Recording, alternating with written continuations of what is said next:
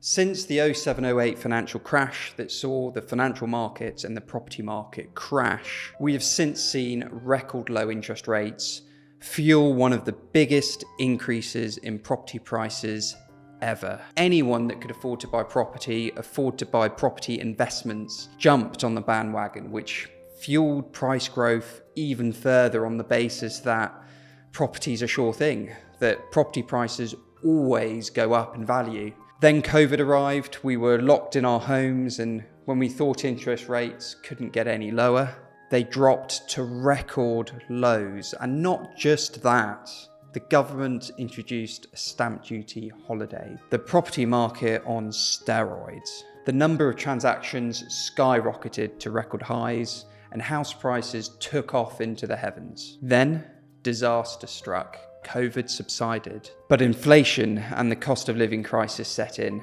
and the Bank of England smashed up interest rates. Now it's been a disaster ever since, even though interest rates are still historically lower than before the last financial crash. It increasing so quickly has fueled a deepening cost of living crisis we are all living with to the present day. But despite this, house prices haven't crashed. Why? I'm going to take you through 6 reasons why and what I think the future holds. They are: 1, they sort of have crashed; 2, low panic selling; 3, stress tests and high employment rates; 4, rental prices; 5, bank of mum and dad; and finally 6, supply shortages. But in case you're wondering why the hell you should listen to me, well, I've spent my life since 2012 building a UK-wide home buying company, estate agency, and my own personal property portfolio. So not only does that give me the inside scoop and access to information you probably don't have, but quite literally reading the market correctly is essential to mine and my clients' success. So let's get into it. They sort of have crashed. A big reason house prices haven't fallen is because of inflation being so high. So for example, if we look at house prices adjusted for inflation, the picture looks entirely different. You can see from this graph that when you adjust house prices for inflation, they actually have dropped 16%, because although house prices have stayed roughly the same over the last 2 years, dropping slightly, we've at the same time seen record levels of inflation that has devalued the pounds in our pockets. You can see in the last financial crash, they dropped about 20%, all adjusted for inflation. Back in the last crash, inflation wasn't the issue, so very little of that house price drop we saw was hidden by inflation. House prices dropped 18-19% in the last crash.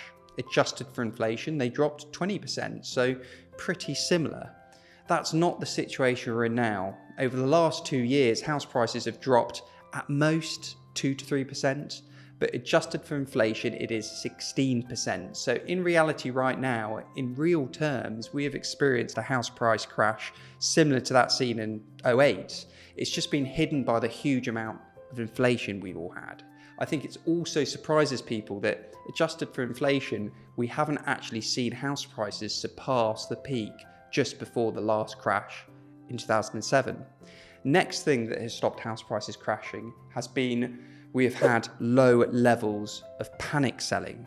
This graph shows the proportion of new homeowner mortgages taken out on fixed rates. And you can see over the last decades, the percentage of mortgages being taken out on fixed rate deals has pretty much become the norm, which is super important, because what it's done is create a massive protective barrier to households. Because when the Bank of England changes the base rates, it will have no effect on someone's fixed rate mortgage.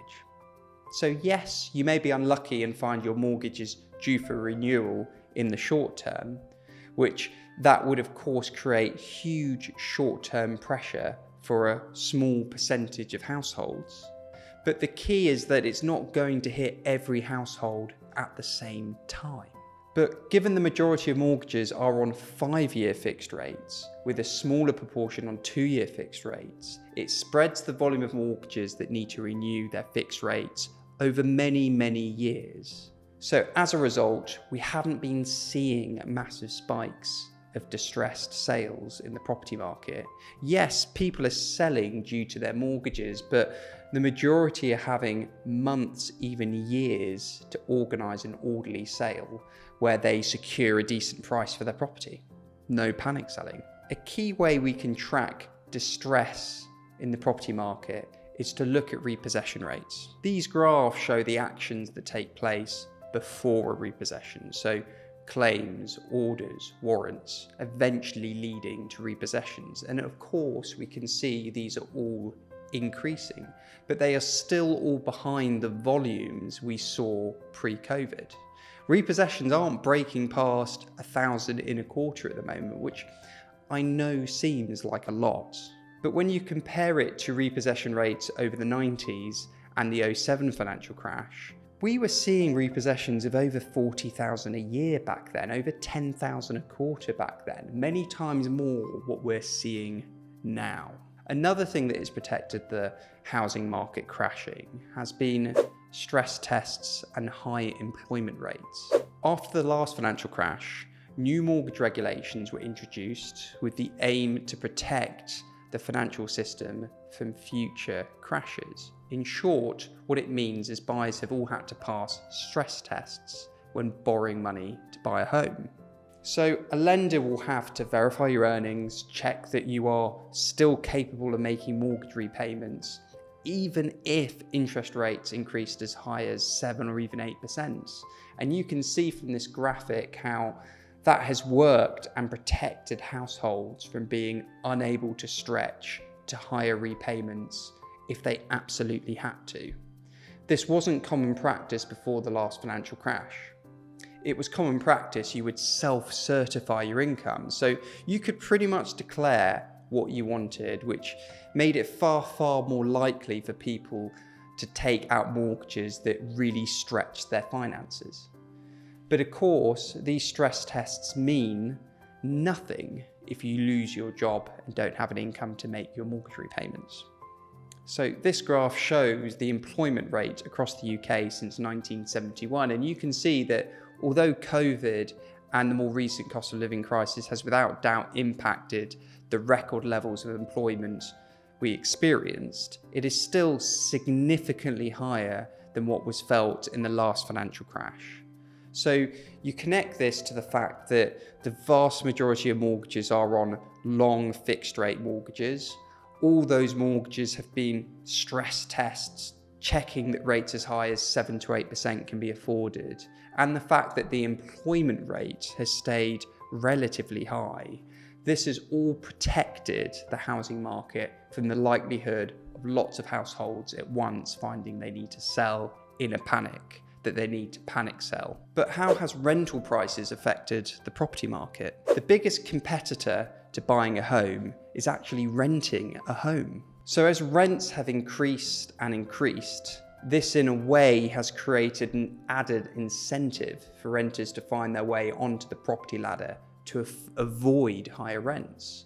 And a solution to achieving this has been a rise of more and more people taking out higher levels of debt, but spreading it over longer mortgage terms.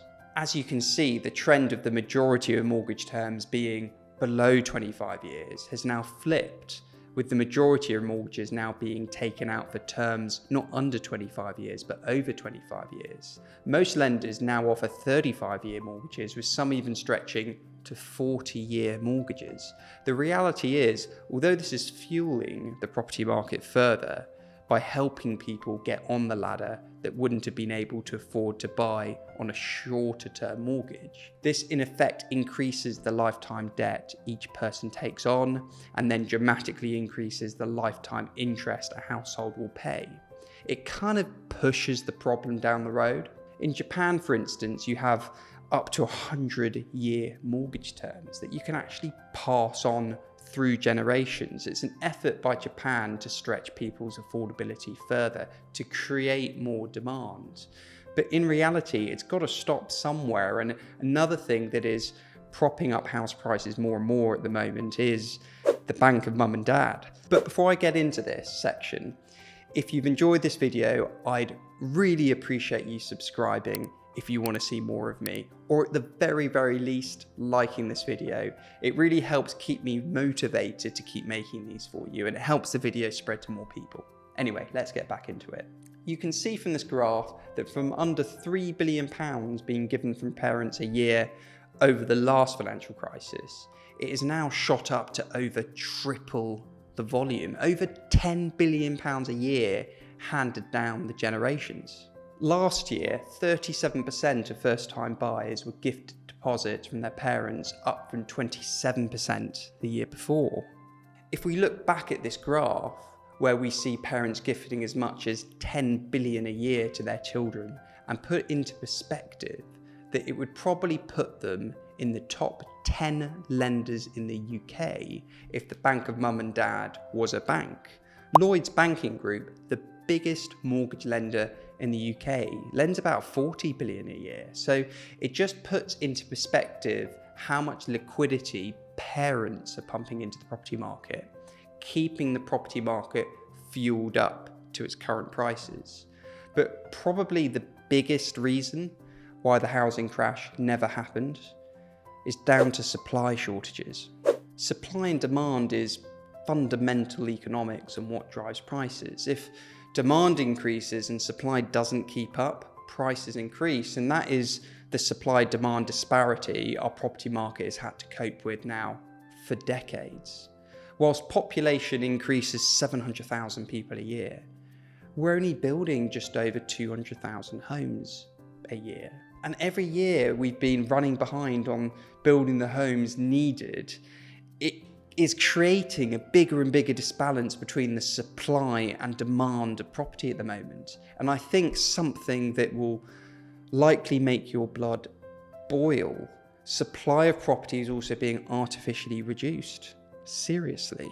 Because about half of all new builds are built by the 10 biggest home building companies right now. And these developers have been deliberately slowing down what they're building to protect house prices and their profit margins. That is why new build completions are due to fall this year in 2024. How mad is that? What about the future? Looking ahead, there is considerable uncertainty about house prices. Potential increases in housing supply, especially with Sir Keir Starmer promising to build 1.5 million homes in the next 5 years, may help slow house prices if he keeps his promise. However, the biggest factor that can swing house prices is, of course, interest rates. The Bank of England has indicated that low rates drove the house price boom of the 2010 period over 2020s that we've seen, and I think they're keen to avoid house prices taking off again in the same way. Given the current economic climate and falling inflation, interest rates are obviously expected to decrease a little bit, potentially boosting housing demand. However, a return to the ultra-low rates of the past seems unlikely. The housing market's future is most likely going to see stagnant or gradually increasing real prices. What do you think? I'll see you in the next video up here.